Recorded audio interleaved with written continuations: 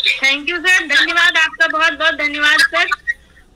ये आज मेरे लिए बहुत ही सौभाग्य का दिन है। मैं इसको वर्णों में व्यक्त नहीं कर सकती हूँ, क्योंकि जिनसे मैंने पढ़ाई की, जिनके अंडर में मैंने काम किया, ऑनरेबल सुशीला बोरा मैम, ऑनरेबल श्री आद्या शक्ति राय मैम, सभी लोगों के अंदर में मैंने काम किया और सभी लोगों के सामने आज मुझे दोबारा बोलने का मौका मिला। जैसा कि मैम ने प्रियंका मैम से कहा कि एक मंच में उनके साथ जो साझा कर रही हूँ, ये मेरे लिए बहुत ही गर्व और बहुत ही सौभाग्य की बात है। जिस तरीके से सूरज के सामने एक दिए को जलाकर रख दिया जाए, आज उस तरीके की अनुभूति मुझे हो रही है कि एक दीपक की भांति मुझे मैम के सामने प्रस्तुत होना पड़ा है, और ये बहुत ही सौभाग्य की बात है। तो थैंक यू, मैं नेत्र परिवार को बहुत बहुत धन्यवाद ज्ञापित करना चाहूंगी कि उन्होंने मुझे मंच पर निमंत्रित किया।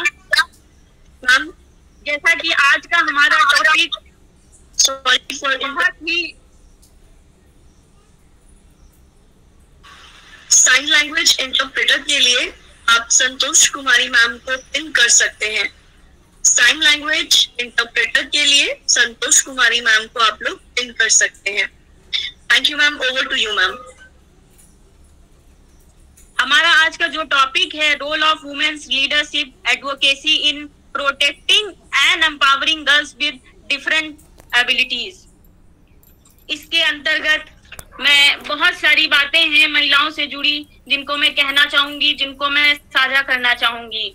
जब हम डिफरेंटली एबल्ड गर्ल्स के सशक्तिकरण में एक महिला के नेतृत्व और एडवोकेसी की बात करते हैं, तो वहां पर महिलाओं का बहुत बड़ा महत्व है, जिसमें कि वह दिव्यांग बच्चियों के हित के लिए आवाज उठा सकती हैं। जब भी कोई महिला कार्य करती है किसी भी क्षेत्र में, तो वह सबसे पहले तो एक महिला की प्रकृति ही होती है कि अपने काम के प्रति ईमानदारी और अपने काम के प्रति निष्ठा और लगन, जो एक महिला में हम देखते हैं, जो एक महिला में ये सारी क्वालिटीज व्यक्त होती हैं, शायद ही कोई पुरुष इतना डिवोशन के साथ करता होगा या महिलाओं को इस चीज में पछाड़ता होगा। यहाँ पर आवाज उठाने में बहुत सारी चीजें हैं जो महिलाएं अपने साथ कैरी करती हैं, जैसे कि राइट्स की बात करती हैं। एक महिला ही है जो, जैसा कि मैम ने कहा, एक महिला ही है जो दूसरे महिला की भावनाओं को समझ सकती है, उसकी भावनाओं को इम्पैथेटाइज कर सकती है और उसकी भावनाओं को समझते हुए उसको सहारा दे सकती है, उसकी आवाज को आगे उठा सकती है, उसके अधिकारों की बात कर सकती है।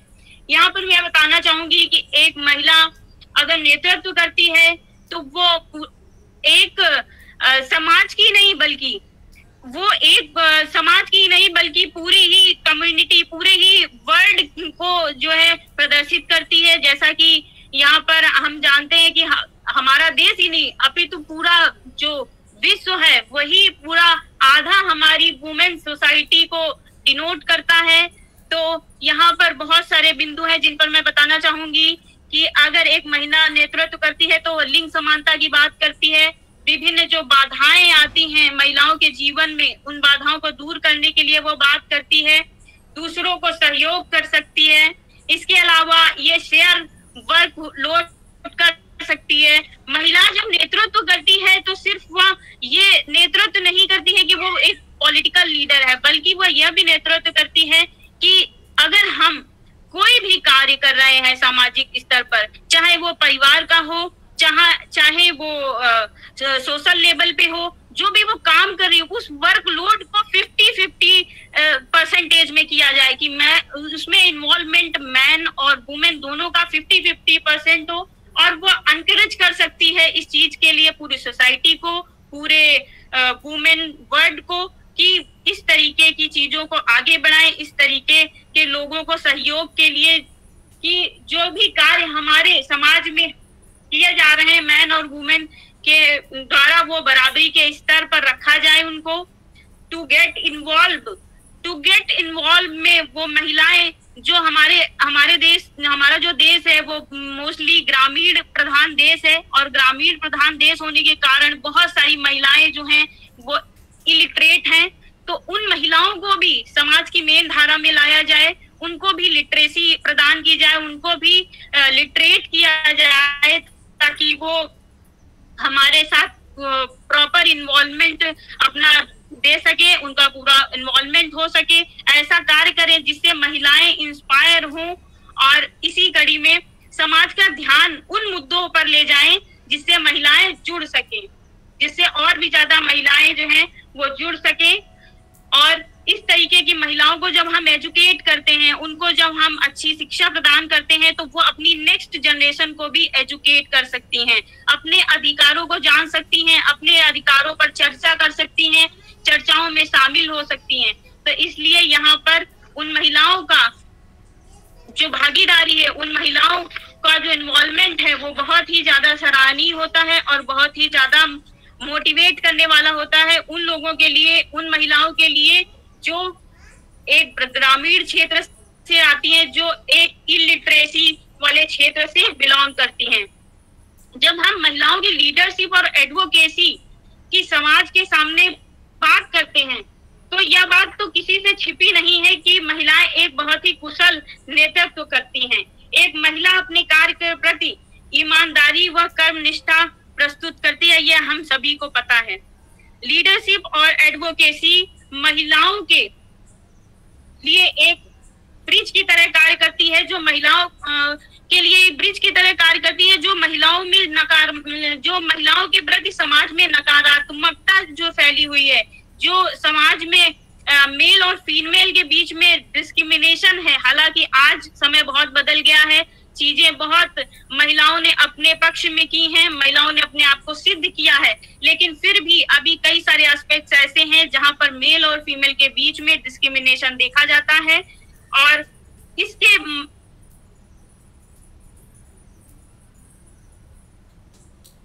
बहुत सारे ऐसे भी हैं डिस्क्रिमिनेशन के साथ में, जहां पर महिलाओं ने अपनी लीडरशिप और अपनी सक्सेस और अपनी जो काबिलियत है उसके तहत इसमें बहुत बड़ा रोल निभाया है। एक महिला ही दूसरी महिला को समझ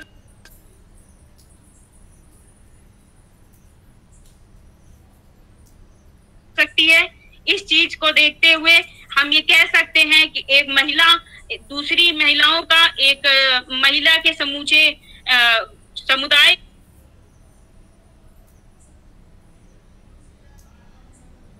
को बहुत ही अच्छा गाइडेंस, मार्गदर्शन प्रदान कर सकती है। और वहीं एडवोकेसी के तहत सही और गलत के भेदभाव की भावनाओं को भी कम कर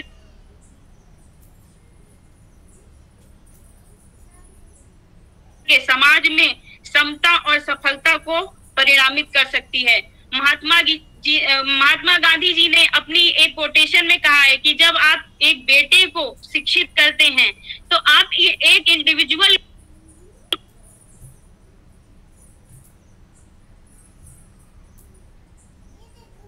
को शिक्षित करते हैं, लेकिन जब आप एक महिला को शिक्षित करते हैं तो आप पूरी एंटायर फैमिली को शिक्षित करते हैं। शिक्षा महिलाओं की प्राथमिक आवश्यकता है, उनके सशक्तिकरण के लिए, उनके विकास के लिए। एक महिला को अपने जीवन में किस किस तरह की परिस्थितियों और बाधाओं का सामना करना पड़ता है, यह एक महिला से बेहतर कोई नहीं समझ सकता। महिला हमारे देश की ही नहीं अपितु पूरे विश्व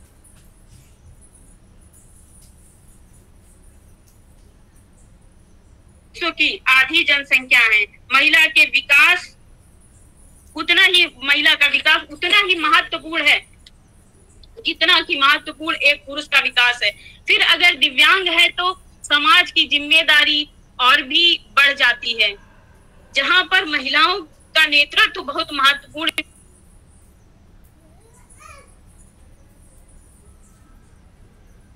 भूमिका निभाता है। जब भी महिलाओं के हक व सम्मान की बात आएगी तो एक महिला होने के नाते उनके मन में महिलाओं के प्रति एम्पैथी का भाव सदैव ही रहेगा। एम्पैथी का भाव जो होता है वो व्यक्ति को दूसरे व्यक्ति की आप बीती समझने का भाव है, जिसमें कि एक महिला यह सोच पाती है कि यदि शारीरिक क्षति जो सामने किसी बच्चे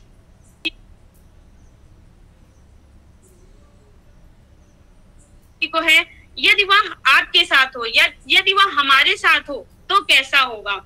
ये जब भी किसी घर में कोई दिव्यांग बालिका का जन्म होता है तो उसे दोहरे नकारात्मकता का सामना करना पड़ता है, जिसमें पहला तो ये कि एक तो वो लड़की है, लड़की और लड़के के भेदभाव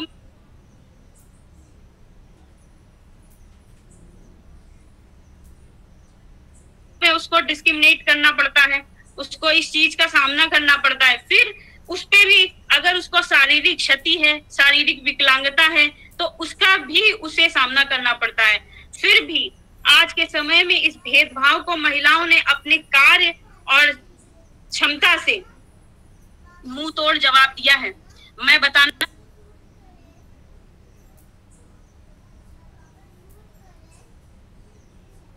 चाहूंगी कि कुछ ऐसी शख्सियत के बारे में जिन्होंने विकलांगता के साथ एक ऊंचे मुकाम को हासिल किया और नारी जाति के लिए एक मिसाल बनी है। मैं बात करूंगी अरुणिमा सिन्हा की, जिन्हें चलती हुई ट्रेन से कुछ लुटेरों ने फेंक दिया था। फेंकने के बाद उनका एक पैर उनका ट्रेन के नीचे आ गया, जिससे वो उनके पैर का एम्पुटेशन करना पड़ा। रात भर वो उस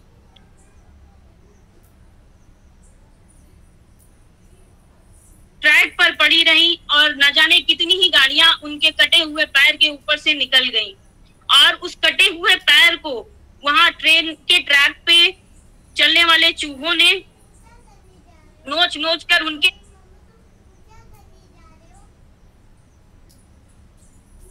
ही सामने खाया, और वह अपनी स्थिति को देखकर बहुत ही दुखी हुई।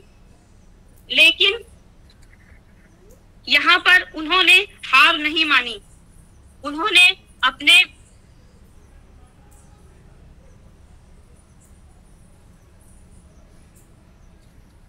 आप को सशक्त बनाया, अपने आप को काबिल बनाया।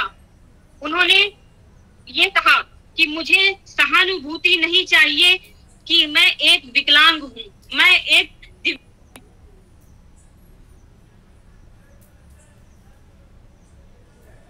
दिव्यांग हूँ। इस बात के लिए उन्होंने किसी भी तरीके की सहानुभूति नहीं ली और उन्होंने खुद को सिद्ध किया माउंट एवरेस्ट पर चढ़ने वाली पहली एवरेस्ट महिला बनकर।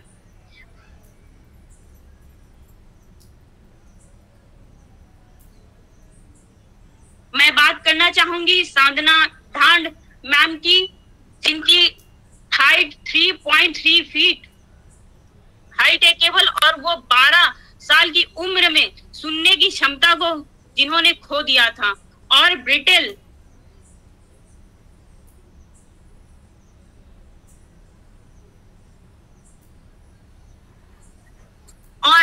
ब्रिटेल बोन डिजीज, जिसको ऑस्टियोजेनिका इम्परफेक्टा नाम से भी जानते हैं, जिसमें जो बोन है हमारी वो कमजोर हो जाती है और बहुत ही शीघ्रतम बोन जो है वो टूट जाती है। तो इस बीमारी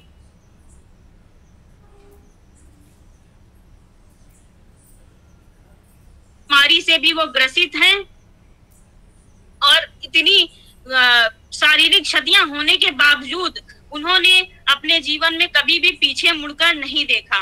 उन्होंने फोटोग्राफरी और पेंटिंग में अपनी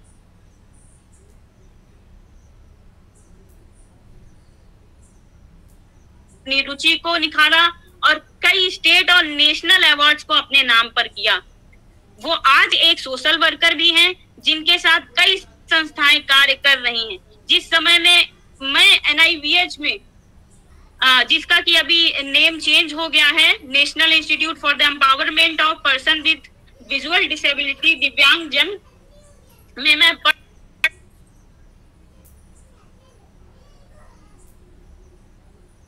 रही थी। उस समय वहां पर एक डायरेक्टर मैडम थी जिनका नाम था अनुराधा डालमिया। उन्होंने मेरे साथ साथ वहां के कई छात्र छात्राओं को बहुत ही ज्यादा प्रेरित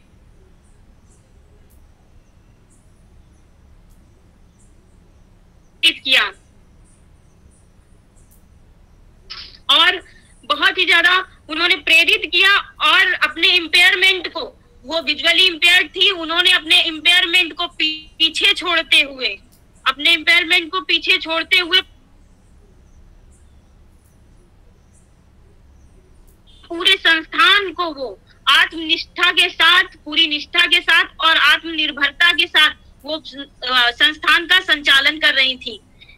इसी कड़ी में मैं नाम लेना चाहूंगी हेलन केलर मैम का, जिनके नाम से बहुत ही पूरी जिनका आज जन्म दिवस भी है, पूरा ही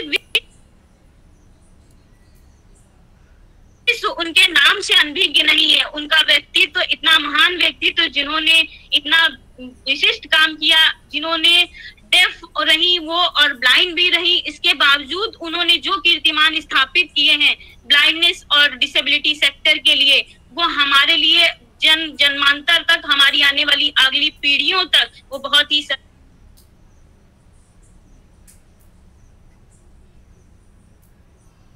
सराहनीय रहेगा। हम उन्हें हमेशा का उम्र, जब तक सूरज चांद रहेंगे तब तक उनका नाम रहेगा। इस तरीके से वो हमेशा स्मरणीय रहेंगी।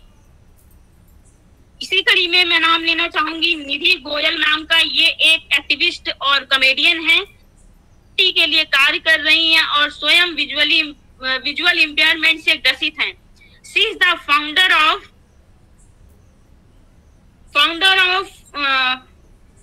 Director of Mumbai based non profit raising flame and return trainer, research and artist की। इन्होंने मानव अधिकारों पर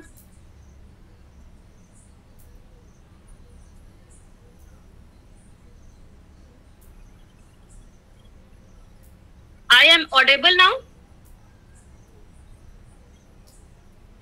Yes, ma'am. Okay, thank you, sir. Thank you, sir. Ji, thank you, sir. जिन्होंने मानव अधिकारों पर भी अपना कंट्रीब्यूशन दिया है, जिसमें इन्होंने भारत में invisible victims of sexual violence access to justice of women and girls with disability in India पर भी कार्य कर रही हैं। इन्होंने, जैसा कि हम सभी जानते हैं कि दिव्यांगता के क्षेत्र में इनविजिबल सेक्सुअल वायलेंस एक बड़ा चैलेंज है। मैं इस चैलेंज पर सभी महिलाओं से आग्रह करूंगी कि इसमें सभी को आगे आना चाहिए और ऐसे कृत्य न हो, इसके लिए परिवार, समाज और विभिन्न संस्थाएं जो दिव्यांगता के क्षेत्र में कार्य कर रही हैं, उन सभी को मिलकर उचित कार्रवाई तथा नियमों की मांग करनी चाहिए, क्योंकि यह कृत्य हमारे समाज को दूषित करता है, हमारे समाज की मानसिकता को दूषित करता है। और जो भी इस तरीके के कृत्य जिस भी संस्था या जिस भी माहौल में होते हैं, वह पूरा ही माहौल दूषित हो जाता है। तो मैं पर्सनली ये चाहूंगी कि हर एक वुमेन को इसके अगेंस्ट आवाज उठानी चाहिए, इसके अगेंस्ट हमें काम करना चाहिए, एक टफ लॉ जो है इसके लिए बिल्ड करना चाहिए। महिलाओं के द्वारा लीडरशिप और एडवोकेसी के अंतर्गत भी इस मुद्दे को गंभीरता से लिया जाना चाहिए। जिस तरह विभिन्न पॉलिसीज वुमेन एम्पावरमेंट के लिए चलाई जा रही हैं, जिसमें से एक national policy for the empowerment of women 2001 है, जिनमें कम से कम 9 मुद्दों पर महिला के सशक्तिकरण की बात कही गई है, जो कि डिफरेंटली एबल गर्ल्स पर है। यहाँ पर मैं बताना चाहूंगी महिलाओं के विकास के लिए आर्थिक एवं सामाजिक पॉलिसी, जिससे वे अपनी संपूर्ण क्षमताओं की अनुभूति कर सकें। सभी तरह के मानव अधिकार की स्वतंत्रता, जैसे कि पुरुषों को है, political, economical, social, cultural and civil, यानी कि नागरिकीय जो सामाजिक उनकी रिक्वायरमेंट है, जो उनकी आवश्यकताएं हैं, वो आगे डिसीजन मेकिंग में इक्वल अपॉर्चुनिटी उनको मिलनी चाहिए, हेल्थ केयर में, क्वालिटी एजुकेशन में एंड कैरियर एजुकेशन में। इसके साथ में वोकेशनल एजुकेशन में, गाइडेंस में, एम्पावरमेंट में, व्यावसायिक स्वास्थ्य एवं सुरक्षा and safety, then legal system को सशक्त बनाना, हर प्रकार के भेदभाव को हटाना, समाज रूढ़िवादिता को खत्म करना, महिला एवं पुरुषों दोनों की बराबर भागीदारिता को सुनिश्चित करना, विकास की प्रक्रिया में लिंग प्रपेक्ष को मुख्य धारा में लाना, भेदभाव व हिंसा को हटाने का कार्य करना, महिलाओं एवं बच्चियों के प्रति इस तरीके के कार्यों को करना, नागरिक समाज का खास तौर पे महिला संस्थाओं के साथ सहभागिता स्थापित करना तथा उन्हें सशक्त बनाना। इसी तरह यदि महिलाओं के नेतृत्व को बढ़ावा मिलेगा तो निश्चय ही दिव्यांग बालिकाओं के विकास व सशक्तिकरण को भी बढ़ावा मिलेगा और उनके लिए जो पुनर्वास और रिहैबिलिटेशन कार्य हैं वह सुचारू रूप से चलेंगे। यहाँ पर मैं बताना चाहूंगी कि लीडरशिप और एडवोकेसी, यहाँ पर जो ये दो टर्म्स हैं, उन दोनों ही टर्म्स का मतलब ये नहीं है कि हम नेता बन जाएं या हम एडवोकेट बन जाएं तो ही हम उनकी वकालत कर पाएंगे, तो ही हम उनका नेतृत्व कर पाएंगे।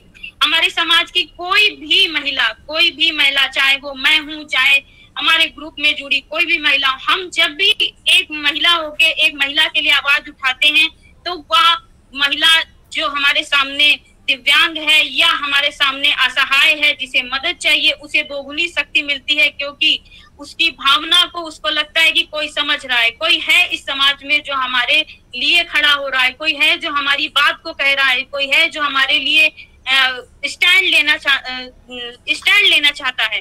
तो इस तरीके की जब हम एक्शन लेते हैं, इस तरीके के इवेंट जब हम ऑर्गेनाइज करते हैं, जब हम वहां पर उन चीजों पर ध्यान देते हैं, तो यह उन महिलाओं के लिए, उन बच्चियों के लिए बहुत ही फ्रूटफुल साबित होता है।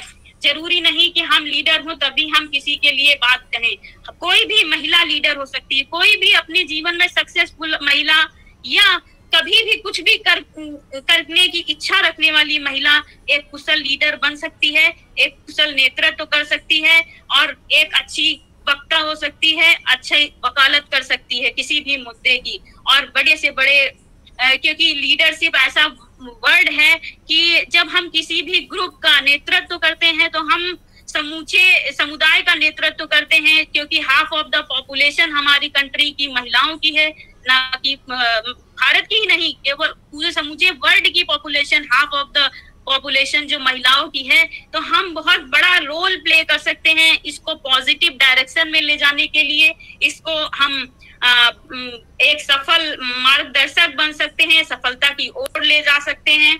और जब भी हम इस क्षेत्र में कार्य करते हैं तो हम उस क्षेत्र में अपना 100% तो देते ही देते हैं, बल्कि जिस भी क्षेत्र में, जैसे हम दिव्यांग बच्चियों की बात कर रहे हैं, तो उन दिव्यांग बच्चियों की शुरू से लेकर के लास्ट तक हम पूरा ही उनके सशक्तिकरण पर, उनके प्रोटेक्शन पर, उनको एम्पावर करने के लिए पूरा संपूर्ण हम अपना 100% दे सकते हैं और उनको हम आगे ले जा सकते हैं। यहाँ पर मैम ने भी बहुत इम्पोर्टेंट बात कही थी कि सबसे पहले तो बच्चे को प्रोटेक्शन मिलना जरूरी है। बच्चे को जब प्रोटेक्शन मिलेगा तभी तो उसके लिए हम कुछ कर पाएंगे। तो ये प्रोटेक्शन वूम्ब टू टूम्ब चलता है, जन्म से कब्र तक चलता है। जब बच्चा पैदा होता है, बल्कि लड़कियों के साथ तो ऐसा है कि जब वो पैदा होने वाली होती हैं तभी से उनके साथ चलने लग जाता है, क्योंकि इस धरती पर, इस दुनिया में उनको आने दिया जाए, यही उनके लिए सबसे बड़ी सौभाग्य की बात होगी। क्योंकि इतना ज्यादा जेंडर डिस्क्रिमिनेशन की वजह से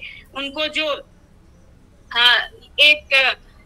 जो ये इक्वालिटी झेलनी पड़ती है कि उनको कोख में ही, माँ की कोख में ही मार देने का जो ये कृत्य किया जाता था, जो कि अब हमारे समाज में अब बहुत सारे बदलाव हो गए हैं। एक कानून भी उसके लिए बन चुका है कि आप ऐसा नहीं कर सकते हैं।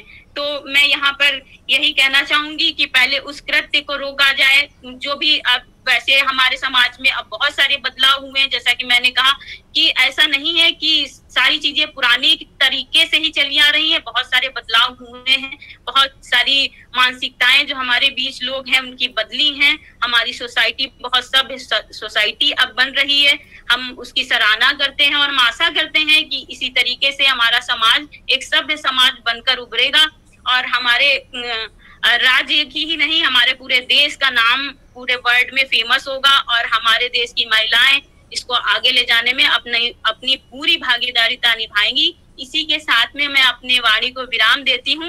अगर मेरे शब्दों से कोई त्रुटि हुई हो तो उसके लिए मैं क्षमा प्रार्थी भी हूँ, क्योंकि मैं थोड़ा नर्वस भी हो गई थी, क्योंकि मैं अपने टीचर्स के सामने और जो मेरे मैम हैं जिनके अंडर में मैंने काम किया, मैंने उनके सामने आज अपनी बात को रखा है। तो मैम को बहुत बहुत धन्यवाद, और आपको नेसर परिवार के जितने भी सदस्य हैं उन सभी का बहुत बहुत धन्यवाद कि उन्होंने मेरे साथ मंच को साझा किया और मुझे निमंत्रित किया। धन्यवाद सर।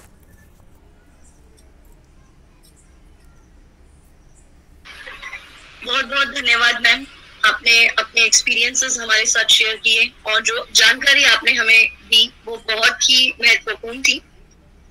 मैं नासिर परिवार की ओर से आपका सादर धन्यवाद करती हूँ कि आज आप इस पटल पे आए और आपने अपने विशेष जानकारी हम सभी के साथ साझा की, उसके लिए बहुत बहुत धन्यवाद आपका।